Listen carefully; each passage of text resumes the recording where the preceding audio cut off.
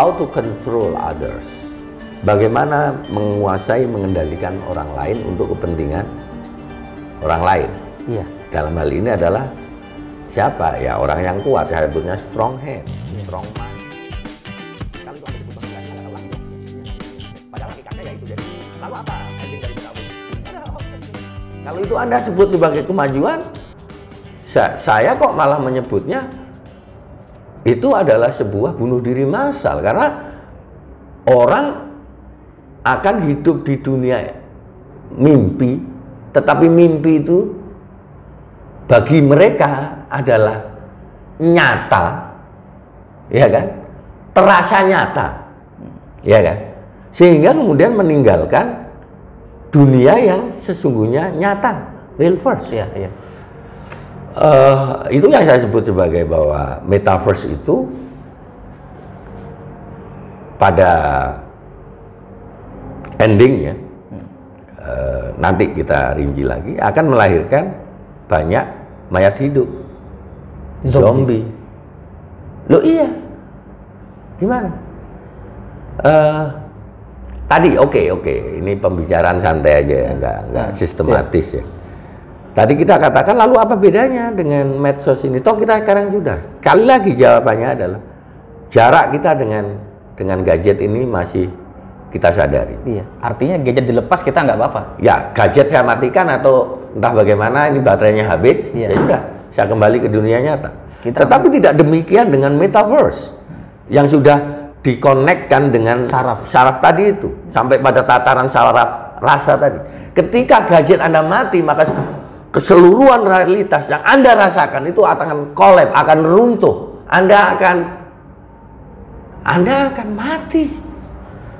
Jadi kalau analogi saya, ketika gadget bagi orang yang sudah terlalu dalam masuk ke metaverse sehingga tidak bisa lagi membedakan mana nyata mana maya, ketika gadgetnya mati, itu seperti orang dilempar ke ruang angkasa yang tanpa oksigen itu. Oke.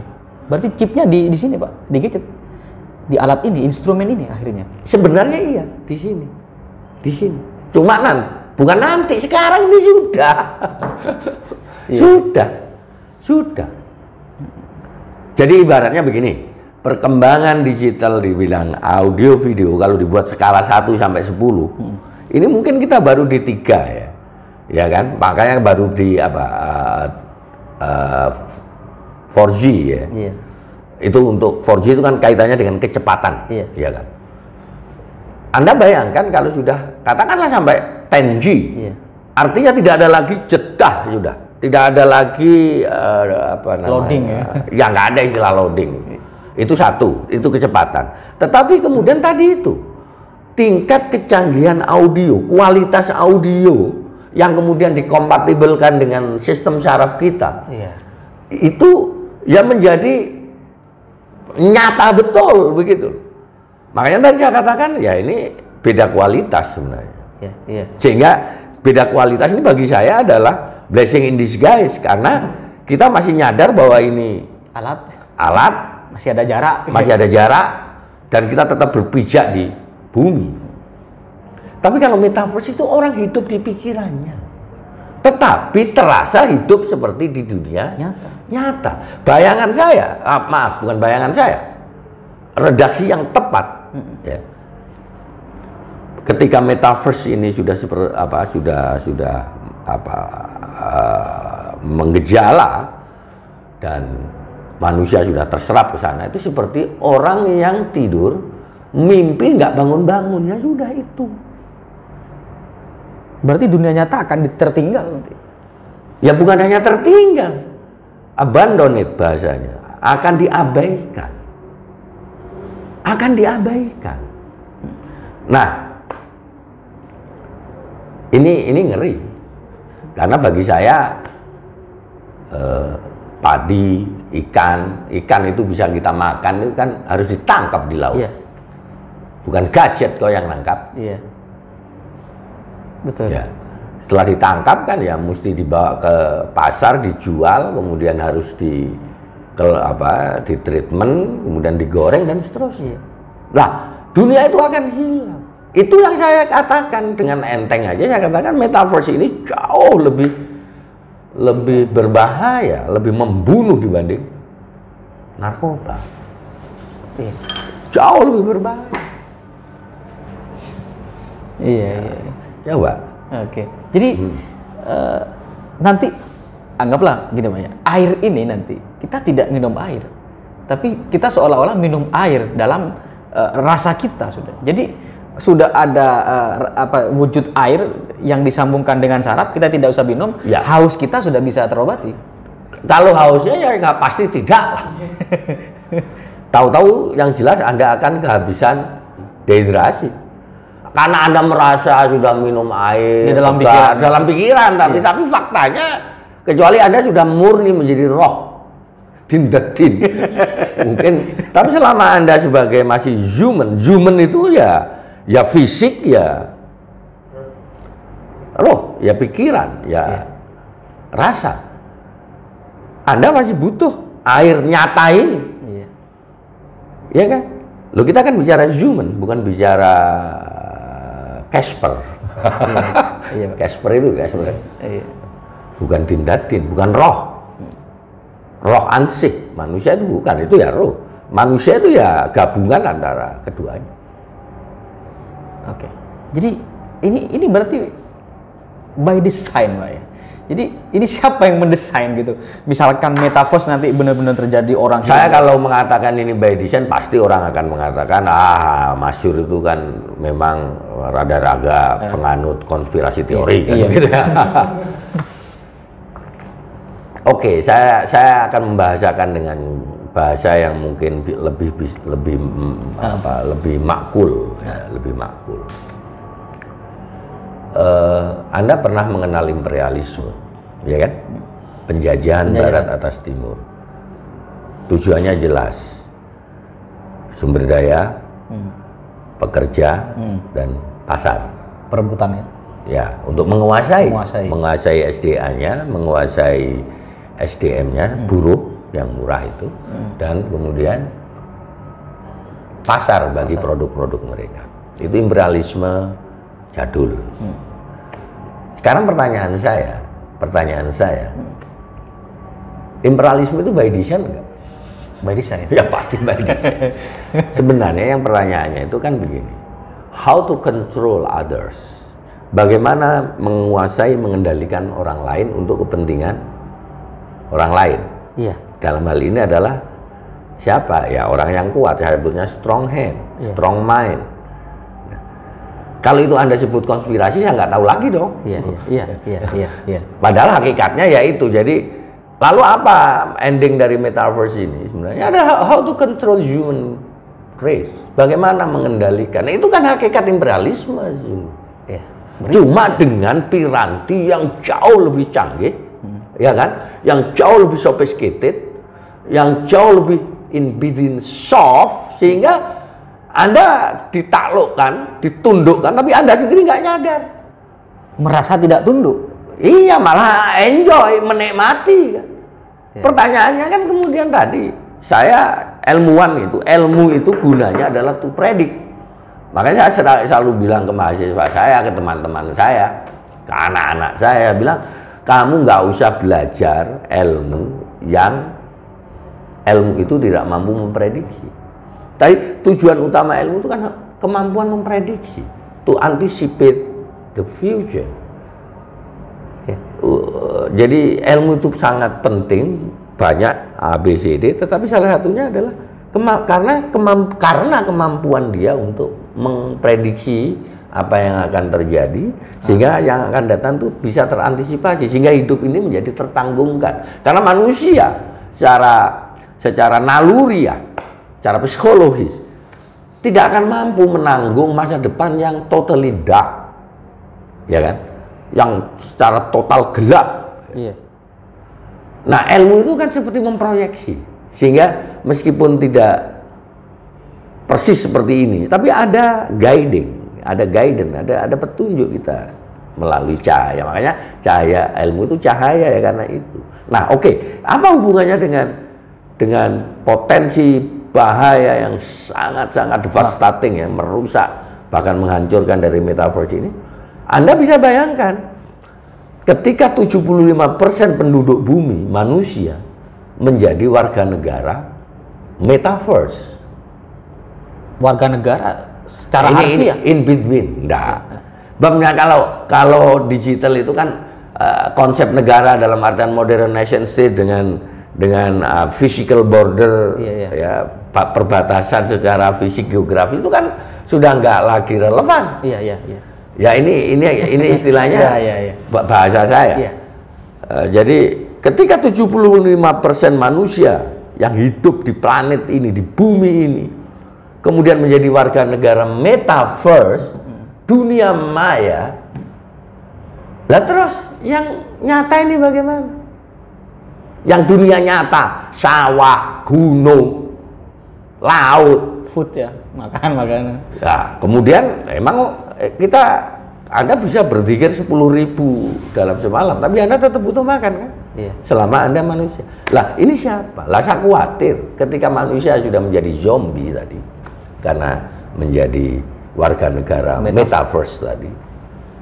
Metaverse yang benar-benar memerangkap dia di dalam dunia maya yang dia rasakan sebagai nyata itu, sehingga dia kehilangan kontak dengan dunia nyata itu. Kira-kira siapa yang akan menguasai dunia nyata real verse ini? Iya. Ya yang masih waras. Maaf, saya mungkin agak, jangan dibilang saya diskriminatif. Tidak, saya harus mengatakan sesuatu yang keras, yang pahit, ya kan? Jadi, lalu apa definisi kewarasan ke depan, 5 tahun ke depan? Bagi saya adalah orang yang tetap menyadari bahwa kita hidup di dunia nyata, ya kan? Dengan seluruh basic nilai yang kita yakini, yang itu kemudian mewujud pada kerja-kerja kita ya, untuk memenuhi hajat hidup. Itu definisi waras bagi saya. Berarti orang-orang di pelosok akan terselamatkan yang hari ini tidak mengenal teknologi? Tidak. Toh sekarang sudah ada e-village, desa internet. Kan malah itu jadi program kan? Iya. Sekali lagi ucapan seperti ini jangan dikatakan saya anti internet, anti digital teknologi. Bukan, saya sebagai intelektual merasa wajib mengingatkan. Ini loh potensi bahayanya. Dan potensi bahaya itu bukan spekulasi, tetapi sudah based on data yang ada saat ini. Seperti tadi kita singgung. Iya. Kalau enggak, ayo kita sekarang lakukan riset, pengulangan data. Kita interview dengan mau anak-anak usia SD, usia SMP, SMA, mahasiswa, dewasa muda, bapak-bapak atau ibu-ibu muda. Bagaimana mereka berapa jam mereka habiskan di ini? Dan apa yang mereka habiskan? Saya sebenarnya bisa bicara lebih panjang ya. Yang ngeri karena Anda bisa membayangkan nggak anak remaja saat ini, ya kan? Berapa jam dia belajar? Artinya menggunakan ini, ya kan? Untuk kepentingan pembelajaran dan pendidikan dengan game. Bandingkan itu, nggak imbang. Iya. Kalau meragukan data ini ya ayo diupdate saja datanya, riset lagi. Itu bagian dari. Nah, padahal itu baru game online. Itu belum ke metaverse. Itu belum. Jadi kecanduan. Artinya game online itu yang kemudian juga akhirnya ada abuse ya, akses katanya. Saya bukan akses, itu mestinya adalah kesimpulan logis saja yang pasti akan terjadi bahwa game online itu akan menjadi judi online, kan begitu. Nah, ini yang saya katakan bahwa para pencipta, saya tidak menyalahkan para programmer dan seterusnya, itu tidak, karena mereka mungkin kurang memahami bahwa manusia itu memiliki sisi gelap. Ya. Sisi gelap itu apa? Ya dia pemalas, dia pemimpi, dia pemimpi bukan ya, tapi pemalas dan serakah. Itu sisi gelap manusia.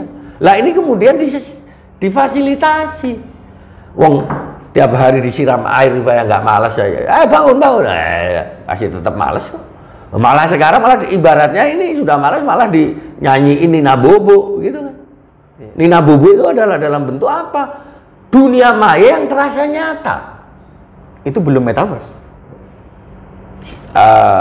Kalau yang sekarang saya katakan masih kualitas metaverse yang rendah tadi kan saya bilang ini hanya persoalan kualitas. Ya, kita sekarang sudah gadget ini adalah ambang, dan bagi saya game online yang sudah menjadi kegelisahan semua orang tua, kegelisahannya di sana. Padahal ini bagi saya ini kan seperti prakondisi, conditioning untuk memasuki ke sana. Untuk memasuki tingkatan metaverse yang lebih in between, lebih terasa nyata itu. Berarti udah ada, anggaplah ini bagian dari bercak prakondisi ini. Saya menyebutnya begitu. Faktanya begitu. Ya, berapa perbandingan anak menggunakan gadget untuk kaitannya dengan menambah pengetahuan dia tentang hidup, tentang ilmu, tentang apa dibanding dengan game tadi. Belum lagi kita bicara tentang aksesnya game online itu. Jadi memang ada perbedaan perspektif, Pak. Jadi kalau masyarakat menganggap kemajuan teknologi ini orang menganggap ini kemajuan teknologi gitu. Dan setelah saya mendengar penjelasan sampean itu, ini justru ya kemajuan yang justru suatu saat bisa menjebak begitu. Sekarang begini. Saya membuat analogi dan biar saya membuat perbandingan. Perbandingan saya buat ekstrim biar jelas. Ini memang kemajuan teknologi dengan augmented reality, dengan kemajuan audiovisual, internet yang sampai ke hampir nggak ada jeda. Itu kemajuan, saya tahu itu.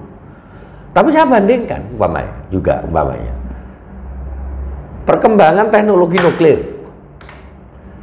Ya kan, orang bisa sudah memisahkan dan memanipulasi, ya kan, dengan memecah antara inti atom dan seterusnya, sehingga menjadi energi yang luar biasa. Itu kemajuan nggak? Kemajuan. Tapi bom nuklir itu kemajuan nggak? Bencana. Nuklir bom. Bencana, Pak. Nah, itu bukan hanya bencana. Seluruh nilai itu hilang, men. Seluruh nilai yang kita pandang sebagai kebajikan, kesatria, perang umpamanya. Perang itu kan adu bengal. Siapa yang bengal dan seterusnya. Tapi di sana masih ada nilai-nilai kesatriaan. Iya kan? Ada etika.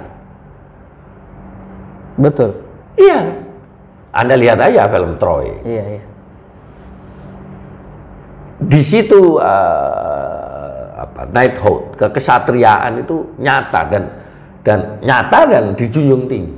Lah sekarang gimana orang saya duduk di sini, saya nggak kenal, entah berapa ribu mil mereka berada jauhnya dengan saya nggak kenal mereka, dan tahu-tahu saya pencet tombol, sekian juta manusia, juta loh ya, yang langsung kemampuan nuklir yang sekarang, yang ada 73.000 ledak nuklir. Nah, sama seperti itu.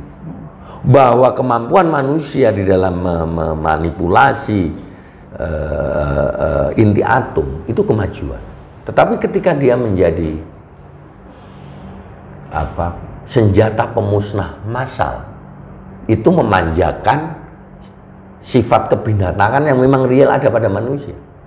Iya kan? Sama sebagaimana ini tadi. Ketika blockchain itu sebenarnya dahsyat untuk melakukan transaksi elektronik dengan aman. Tetapi persoalannya kan kemudian orang lupa bahwa manusia ini malas, manusia ini serakah, ya kan? Manusia itu bisa dimanipulasi, cara pikirnya. Apa akhirnya yang dimanipulasi? Akhirnya dia menghargai. Saya mengatakan cryptocurrency itu, ini yang mungkin Anda boleh sebut, tapi harus stabil untuk properti saya. Jadi kenapa saya menentang cryptocurrency yang ada saat ini? Karena sesungguhnya cryptocurrency itu memberikan satu nilai, ya kan, value yang jauh melampaui nilai dari sesuatu itu sendiri, dan sesuatu itu adalah maya. Gila kan? Itu yang pertama. Yang kedua,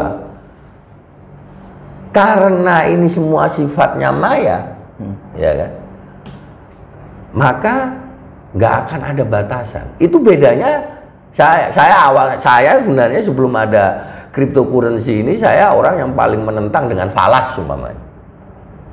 Menentang dalam artian mungkin karena ketidakpahaman saya, tapi lebih saya melihat, aduh ini bahaya ini. Falas yang real. Jadi umpamanya kita beli dolar hari ini sekian juga. Tetapi di dalam perdagangan falas yang konvensional itu, ya kan? Itu kan ada istilahnya penutupan transaksi. Ketika terjadi rush yang extraordinary, yang di luar kebiasaan, maka pemegang otoritas falas itu masih bisa mengerem, menutup, meng-cancel atau apa istilahnya. Tidak demikian dengan kripto itu. Coba Anda, ini makanya saya katakan kripto itu seperti orang naik roller coaster. Ini lebih menarik lagi. Jadi nanti jangan heran 2-3 tahun ke depan, tahu-tahu Anda akan buka rumah yang awalnya di malam hari masih terlihat lampu dan sebagainya, tahu-tahu besoknya udah mayat semua. Mengapa? Ya kena heart attack dong, kena serangan jantung, karena gila. Saya sendiri pernah melihat itu orang yang hanya dalam sekian jam kehilangan dalam pikirannya, ya, karena nilai itu tadi. Karena tidak ada batasan antara kenaikan, ya, yang sangat-sangat drastis maupun penurunan nilai harga dari Bitcoin itu, ya? Iya, nggak ada. Nah itu saja kan yang saya katakan bahwa ada batas manusia itu menerima kejutan. G-force, iya kan? Ini seperti roller coaster betul. Cryptocurrency. Tapi cryptocurrency bagi saya itu sudah berbahaya. Lebih gila lagi adalah metaverse ini. Ini dua hal yang berbeda ini, kripto dan metaverse. Iya. Ini dua hal yang berbeda. Anda betul-betul hidup di dunia pikiran. Tetapi Anda merasa itu nyata. Dan bayangkan kalau itu berlangsung 10 tahun. Itu kan sama dengan orang tidur, mimpi, pergi ke Mesir, lihat piramid, begitu kan. Tapi nggak bangun-bangun. Ada pertanyaan, Pak? Oh, nah, sudah tadi.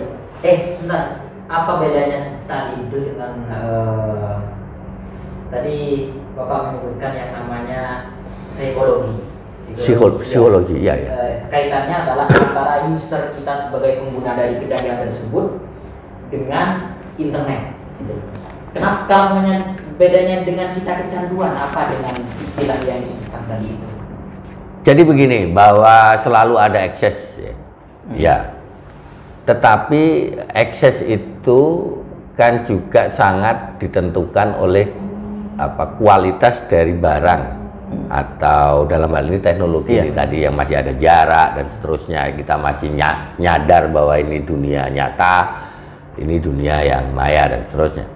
Tetapi tidak demikian dengan metaverse. Jadi saya rujuk ke tulisan seorang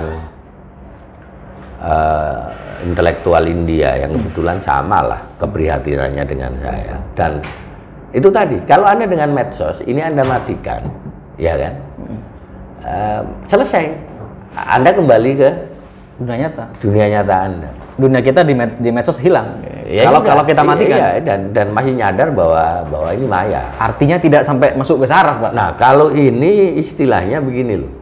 Metaverse itu sebenarnya ada istilah tahun 60-an, meskipun ini istilah dari spionase. Jadi brainwash itu real, nyata. Jadi seluruh kontak kita, kesadaran kita dengan dunia nyata itu digantikan oleh sebuah dunia maya itu. Tetapi kita merasa itu nyata. Itu metaverse. Itu metaverse. Itu metaverse. Anda kalau lihat Avatar, ya itulah metaverse. Gambaran Iya, itu. iya, iya. Gambaran Hollywood tentang metaverse ya itu.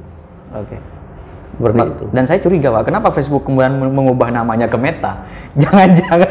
Saya tidak ini tidak ada hubungannya dengan perubahan dari Facebook ke Meta. Makanya- Kemudian dia membuat satu perusahaan nanti yang namanya Metaverse ya segala macam itu. Enggak ada hubungannya. Ini murni tentang bahaya dari ketika sesuatu yang akibat kemajuan teknologi ini, sesuatu yang itu sesungguhnya virtual, yang sesungguhnya itu maya, tapi kemudian terasa sebagai nyata.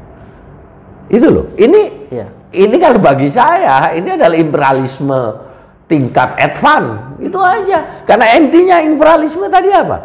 Mengendalikan, menguasai SDA, SDM dan pasar. Lah pasar itu sekarang ada di sini kita. Dan kita dikungkung di sini sudah. Kita diperangkap. Dunia kita ya ada ini. Padahal padi itu untuk bisa tumbuh ya harus ditanam. Kursi ini menjadi furniture yang bermanfaat, kita bisa duduk berjam-jam tanpa capek. Ya ini kan harus dikelola. Ada aksi nyata. Nyata. Nah jawaban dari orang-orang seperti itu apa? Termasuk Elon Musk yang sekarang jadi idola dunia. Ya teknologi gitu. Mesin semua nanti. Jadi manusia suruh tadi itu hidup di dunia ini ya mesin semua. Ini kan konyol.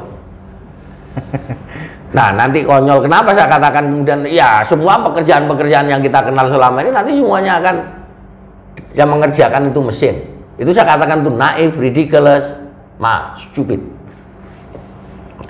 Kenapa stupid? Karena orang seperti ini nggak tahu tentang dialektika, tidak mempertimbangkan dialektika sejarah yang ada, fakta empirik historis seperti apa. Tapi lain waktu. Tapi sebagai keywordnya tadi sudah saya sebut. Orang begitu percaya dengan kapitalisme, dengan trickle down efeknya. Ini di tahun berapa itu? Si Adam Smith ngomong seperti itu, si Keynesian itu seperti itu. Tapi mana faktanya? Jadi orang itu hanya melihat one-sided story. Satu sisi cerita indah-indah kapitalisme, bla bla bla bla, itu adalah ada invisible hand, serahkan kepada kebebasan pasar. Nanti toh kalau orang-orang itu sudah menumpuk kekayaannya itu akan netes ke bawah dan akhirnya semua akan kebagian. Itu faktanya apa? Faktanya apa? Mari kita sekarang ke kota. Orang tidur di atas kardus bareng dengan tikus di slum itu, di daerah-daerah kumuh perkotaan itu. Sementara kemudian para kapitalis, liberalis itu ada jutaan hektar ya. Faktanya kan itu. Jadi yang ingin saya katakan adalah janji kapitalisme liberalisme dengan trickle down efeknya nggak terjadi. Benar-benar tidak terjadi. Dan di situ kemudian masih diperlukannya fungsi dan kehadiran negara itu dan seterusnya itu melalui regulasi. Nah sama saja dengan ini tadi, gitu loh.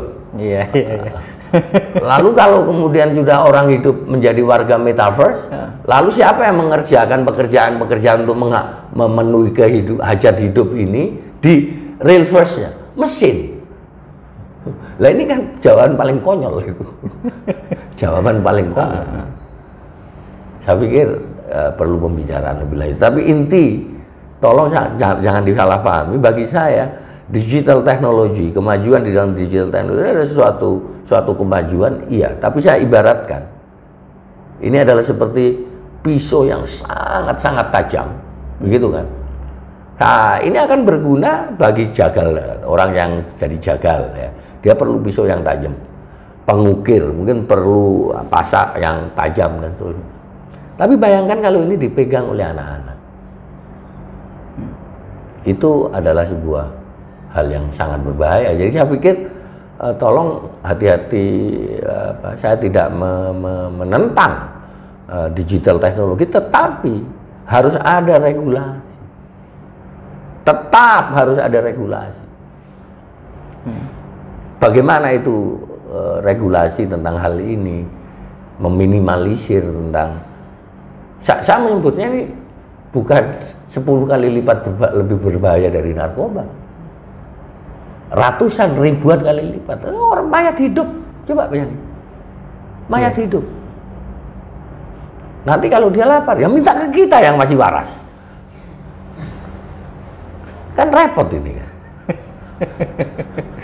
Iya Pak, iya. Sementara pekerjaan yang tadi katanya mereka diselesaikan oleh mesin-mesin itu, mesinnya gak ono. Mesinnya mana?